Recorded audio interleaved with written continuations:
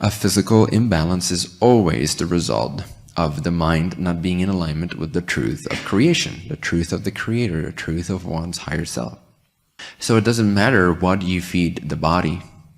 It really ultimately doesn't. It can be a temporary permission slip to feel a little better, to feel a little bit more balanced. But ultimately, it does not matter what you put into your body or what you paste onto it. It doesn't.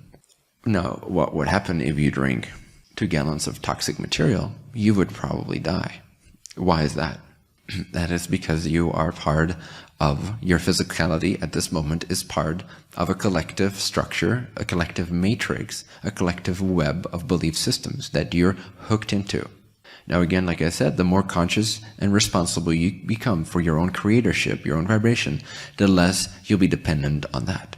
And there have been reports of mystics and monks being able to consume large doses of really highly toxic, unhealthy material and not have any effects whatsoever.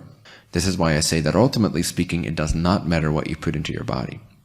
However, since we are to an extent unconscious and we're not all at that level of vibrational mastery, of alchemy, we're not that adept yet. And because for some of us it doesn't serve for us to be so specific about everything and to be so consciously untied, unhooked from the collective, we therefore are, to some extent, agreeing upon the collective agreement of what happens when you ingest certain materials. So this is where you have to balance it out for yourself and say, well, what's the path of least resistance for me? Is it to sit here and find every single vibratory connection I have to this collective agreement about health, what causes disease, what does not cause disease? Or is it easier for me to just drink a little bit more water, a little less toxic materials? What is an easier permission slip for me to go about and explore my actual theme? Because the sole focus of your life, or the main focus of your life, should be your theme of what you are here to explore. What is in alignment for you? And sometimes, for most people, it's not in alignment to completely undermine all these subconscious structures that you are a part of that help generate your physicality in a certain way. So all the health systems in place, to the extent that they are for those that are the most sheep-like, shall I say, the least vibrationally conscious of who they are. Now, the more you regain that power, the more malleability you get with how flexible your body can respond to the things you ingest and the things that you do physically. We're getting into subtler grounds, but does it still make sense? So in other words, your belief, it might require more energy and more focus, which is then taken away from you exploring your theme, which may not be in alignment for you, to start to understand and believe that gravity is not real and step off a cliff and be absolutely fine 200 feet down below. It is physically possible.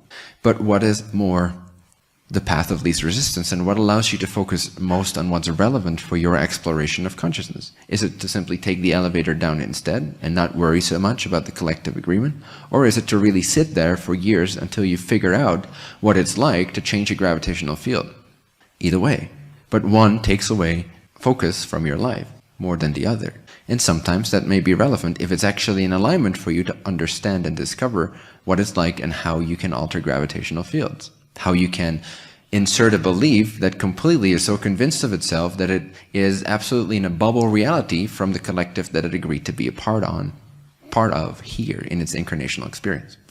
It is possible, but what's the path of least resistance and what's the path of highest relevance? Does this make sense? It's a different type of example, but it applies to your physical health in general.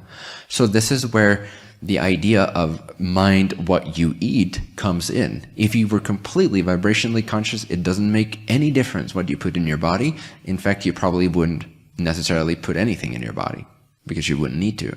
However, since again that requires its own kind of determination, focus, and path to explore in full, it's not relevant for most people. So, in general, eat things that are relatively healthy for 70 to 80% of your diet at least, and drink high quality water, and don't ingest too many toxins unless your belief system is already so changed and so under your conscious vibratory command that you are free from those collective agreements that are subconsciously influencing your creation all the time.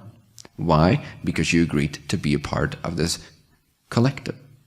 You're a part of the collective so that you can serve the collective.